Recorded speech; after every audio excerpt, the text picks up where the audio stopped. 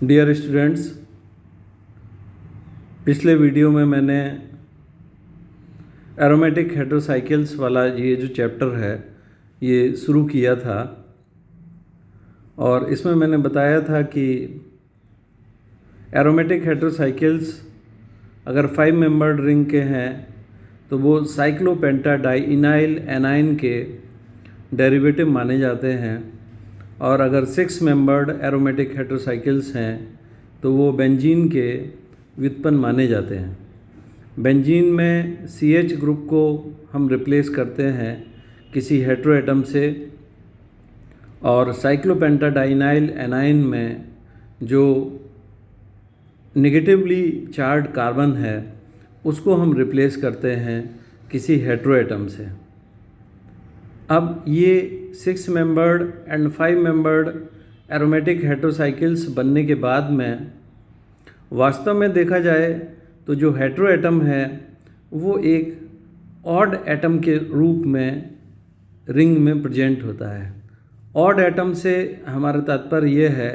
कि अन्य जो सभी एटम्स हैं वो तो कार्बन हैं, और ये जो दूसरा एटम आया है ये कार्बन से भिन्न प्रकृति का है। डेफिनेटली यहाँ पर भिन्न प्रकृति से हमारा मतलब है कि उससे अलग आकार का है, एज वेल एज उसकी इलेक्ट्रोनेगेटिविटी भी कार्बन की इलेक्ट्रोनेगेटिविटी से अधिक है। Generally non metals hetero atom होते हैं, नाइट्रोजन है, ऑक्सीजन है, सल्फर है, फास्फोरस इत्यादि है, तो इनकी जो इलेक्ट्रोनेगेटिविटी है वो कार्बन की इलेक्ट्रोनेगेटिविटी से थोड़ी सी ज़्यादा होने की वजह से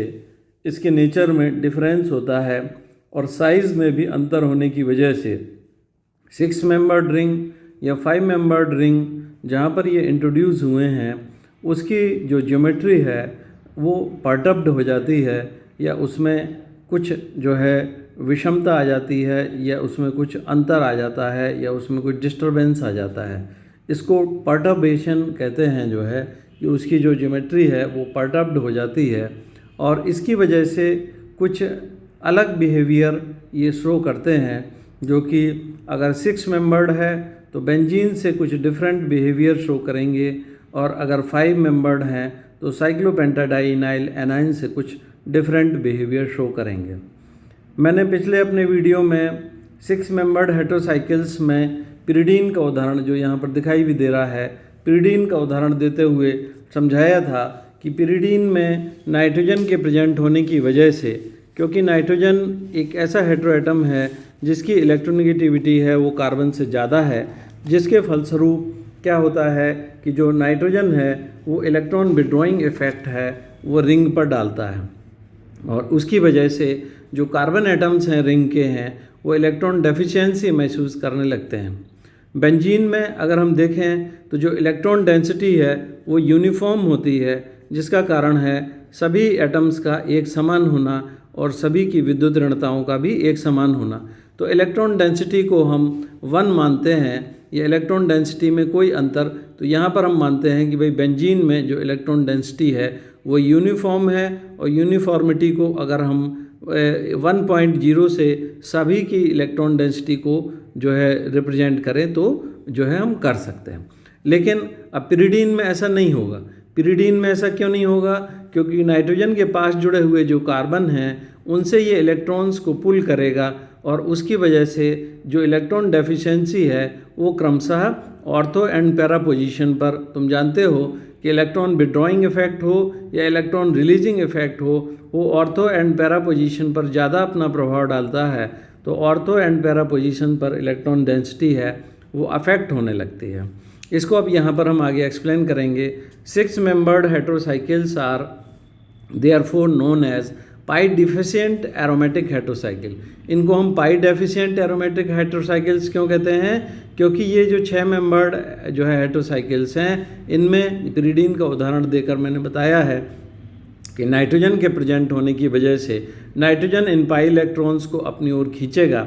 और खींचने का एक इफ़ेक्ट ये भी होता है कि ये इसकी जो डिलोकलाइजेशन ऑफ पाई इलेक्ट्रॉन्स है जो कि निर्बाध रूप से बेंजीन में चलता रहता है, उसको भी प्रभावित करता है, और जो नाइट्रोजन है वो जो है इलेक्ट्रॉन्स को पुल अप करने से इसके रेजोनेटिंग सिस्टम को भी इफेक्ट करता है। इसलिए 6 membered heterocycles are therefore known as pi deficient aromatic heterocycles. इसलिए हम इनको पाई डेफिशिएंट एरोमेटिक हेटेरोसाइकिल्स भी कहते हैं। इलेक्ट्रॉन पाई न्यून aromatic heterocycles. The introduction of further hetero atoms into 6 membered ring. अब देखिए, और अगर हम हेटेरो एटम को डालें, ring reinforces the electron withdrawing effect, तो वो क्या करेगा, और इलेक्ट्रॉन विथड्रॉइंग इफेक्ट को है वो बढ़ाएगा, as and results in the further electron deficiency on the ring carbon. और उससे क्या होगा कि रिंग कार्बन एटम, जैसे एक नाइट्रोजन है, एक नाइट्रोजन की जगह हम दूसरा नाइट्रोजन भी अगर हम डाल दें, इस तरह से अगर हम जो है कंपाउंड को हम कंसीडर करें जिसमें 2 नाइट्रोजन इसमें प्रेजेंट हैं, या इस तरह से हम कंसीडर करें जिसमें 2 नाइट्रोजन पैरा पोजीशन पर हैं या 2 नाइट्रोजन मेटा पोजीशन पर हैं, तो उससे फिर क्या होगा कि जो अदर नाइट्रोजन एटम या other hetero atom 6 membered ring में इंट्रोड्यूस हुआ है, तो वो भी अपना इलेक्ट्रॉन विड्रॉइंग इफेक्ट इस पर इम्पार्ट करेगा या डालेगा। इसकी वजह से इस 6 जो है एटम सिस्टम में, या 6 जो है एटम सिस्टम में इलेक्ट्रॉन डेफिशिएंसी है वो और बढ़ जाएगी। तो उससे फिर क्या होगा कि जो है the introduction of the further hetero atom into the 6 membered ring reinforce का मतलब बढ़ावा देता है the electron withdrawing effect and results in the further electron deficiency on ring, और उससे रिंग कार्बन एटम पर अगेन इलेक्ट्रॉन डेफिशिएंसी इम्पोज होने लगती है। दस द केमिस्ट्री ऑफ दीज हेटेरोसाइकिल्स, जैसे ए बी सी के रूप में हमने व्यक्त किया हुआ है, यहाँ पर है A B C, A this one, B में 2 नाइट्रोजन एटम है मेटा पोजीशन पर आ गए, सी में 2 नाइट्रोजन एटम पैरा पोजीशन पर आ गए, is affected by the electron deficiency on ring carbon atom. तो उससे रिंग के जो अदर कार्बन एटम्स हैं उन पर और भी ज़्यादा इलेक्ट्रॉन डेफिशिएंसी है वो अराइज होने लगेगी, caused by the electron withdrawing effect of the hetero atom. और क्यों? क्योंकि जो दूसरा हेटेरो एटम है वो भी अपना इलेक्ट्रॉन विड्रॉइंग इफेक्ट इम्पार्ट करेगा।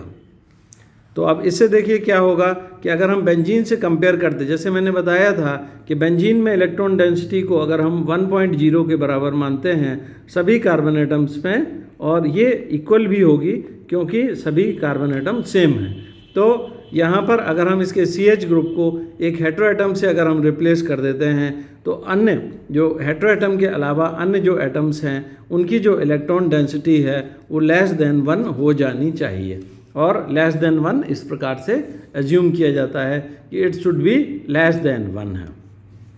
यहाँ पर ये रिप्रेजेंट किया गया है, representation of the electron density in 6 membered heterocycles, comparison किया गया है बेंजीन से।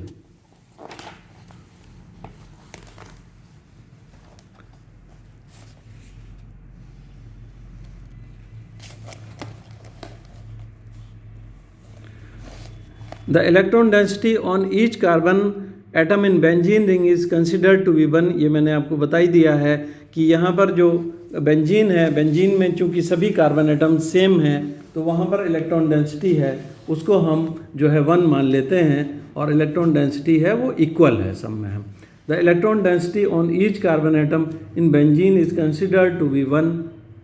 The electron density in 6 membered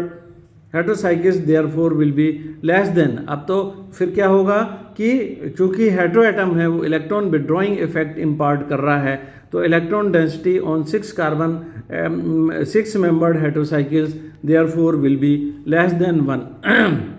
1 से कम हो जाएगी, due to electron withdrawing effect of electronegative hetero atom. Electronegative hetero atom के इलेक्ट्रॉन विड्रॉइंग इफेक्ट की वजह से डेफिनेटली वो लेस देन 1 हो जाएगी। द मॉलिक्यूलर ऑर्बिटल कैलकुलेशन, देखिए जो मॉलिक्यूलर ऑर्बिटल कैलकुलेशन होते हैं जो है जो उनके आधार पर also confirm the predictions as, तो ये जो है जो कैलकुलेशंस हैं ये जो है कंप्यूटेशनल केमिस्ट्री में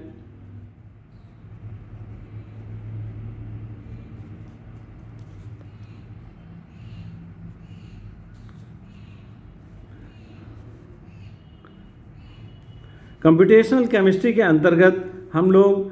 थियोरेटिकली जो है इनमें इनके जो है कंप्यूटर की सहायता से हम पिरिडीन में नाइट्रोजन के पास वाले जो कार्बन हैं उस पर और अन्य सभी कार्बनों पर इलेक्ट्रॉन डेंसिटी को थियोरेटिकली ज्ञात कर सकते हैं, जो कि मॉलिक्यूलर ऑर्बिटल कैलकुलेशंस कहलाते हैं। तो मॉलिक्यूलर ऑर्बिटल कैलकुलेशंस के आधार पर भी अगर हम कंप्यूटेशनल कैलकुलेशन करते हैं, कंप्यूटेशनल केमिस्ट्री के अंतर्गत कैलकुलेशन करते हैं, तो उसमें भी हम पाते हैं कि नाइट्रोजन पर जो इलेक्ट्रॉन डेंसिटी है अपनी इलेक्ट्रोनेगेटिविटी की वजह से मोर देन 1 हो गई है, दैट इज़ 1.166 हो गई है। और उसके एडजॉइनिंग जो दोनों कार्बन हैं इस पर भी 0.86 है और इस पर भी 0.866 है। तो ये पास वाले जो कार्बन हैं ऑर्थो पोजीशन पर उनके इलेक्ट्रॉन डेंसिटी सबसे ज़्यादा प्रभावित हुई है और वो 0.866 हो गई। फिर पैरा पोजीशन पर 0.932 हो गई है, क्योंकि पैरा पोजीशन दूर होने की वजह से उसका जो इफ़ेक्ट है वो कम हो गया। तुम लोग जानते हो कि इलेक्ट्रॉन विड्रॉइंग जो इफ़ेक्ट होता है किसी भी ग्रुप का, चाहे वो रिंग के अंदर है या रिंग के बाहर है, तो उसका जो इफ़ेक्ट है वो जो है मेटा पोजीशन पर कम पड़ता है। तो मेटा पोजीशन पर ज़्यादा इसका प्रभाव नहीं पड़ा है और मेटा पोजीशन पर इलेक्ट्रॉन डेंसिटी है वो 1.064 रही है, जबकि ऑर्थो एंड पैरा पोजीशन पर इलेक्ट्रॉन डेंसिटी कम होकर के लेस देन 1 हो गई है। अब इसी तरह से दूसरा हम जो एग्जाम्पल ले रहे हैं उसमें भी हम इस चीज़ को देखते हैं और यहाँ पर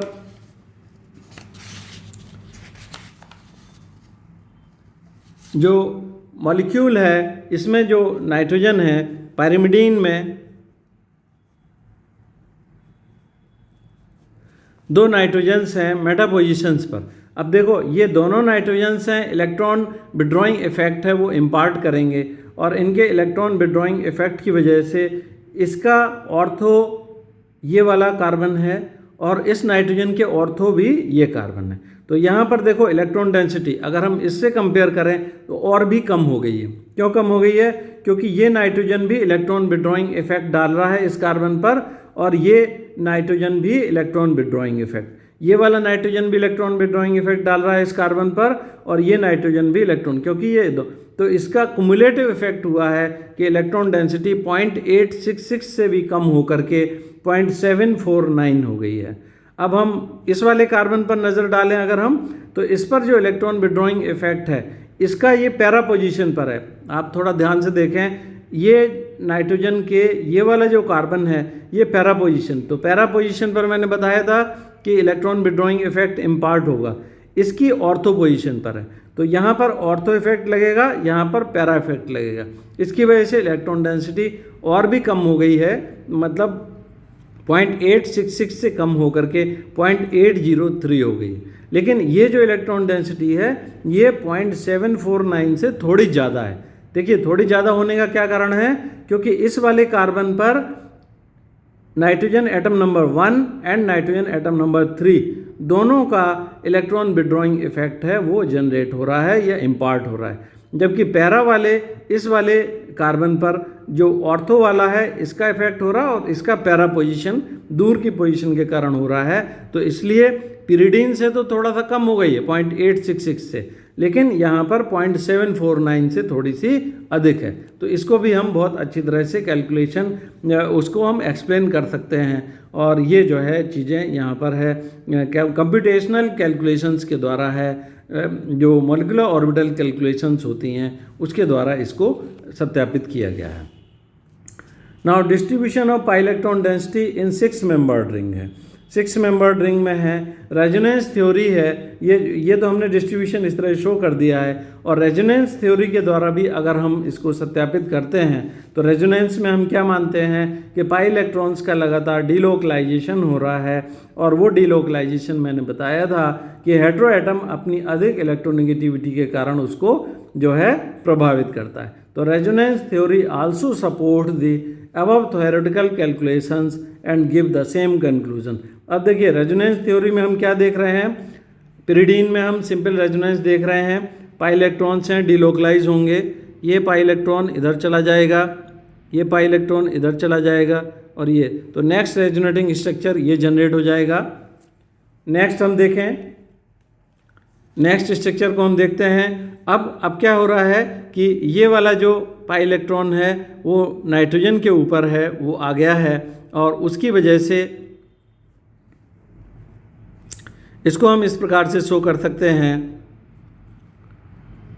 ये नाइट्रोजन इधर शिफ्ट हुआ नेक्स्ट स्ट्रक्चर में, ये इधर हुआ, और ये नाइट्रोजन ने अपनी तरफ खींच लिया। नाइट्रोजन ने अपनी तरफ खींचा तो इस नाइट्रोजन पर निगेटिव चार्ज जनरेट हो गया, और पास वाला जो कार्बन है इसके इधर से जाने की वजह से है, इस पर है ये पॉजिटिव चार्ज जनरेट हो गया। अब ये देखिए नाइट्रोजन तो इलेक्ट्रोनेगेटिव है, तो इस इलेक्ट्रॉन को अपने ऊपर धारण करेगा या नेगेटिव चार्ज को अपने ऊपर रखेगा, और जो पॉजिटिव चार्ज है वो अब रिंग में घूमना शुरू हो जाएगा। पॉजिटिव चार्ज इधर आ गया और इधर। तो देखिए हमने क्या देखा था कि पिरिडीन में ऑर्थो वाले कार्बन पर इलेक्ट्रॉन डेफिशिएंसी 1 से कम हो गई, फिर नेक्स्ट स्ट्रक्चर में पैरा वाले पर 1 से कम हो गई। अगला जो स्ट्रक्चर हम देखेंगे तो उसमें अगेन हम इस पॉजिटिव चार्ज के डिलोकलाइजेशन को देखेंगे, और इसमें अब पॉजिटिव चार्ज का डिलोकलाइजेशन किस प्रकार से हो रहा है कि ये वाला जो पाई इलेक्ट्रॉन है ये इधर शिफ्ट हो जाएगा, और जो पॉजिटिव चार्ज है वो इस कार्बन पर आ जाएगा। इस प्रकार से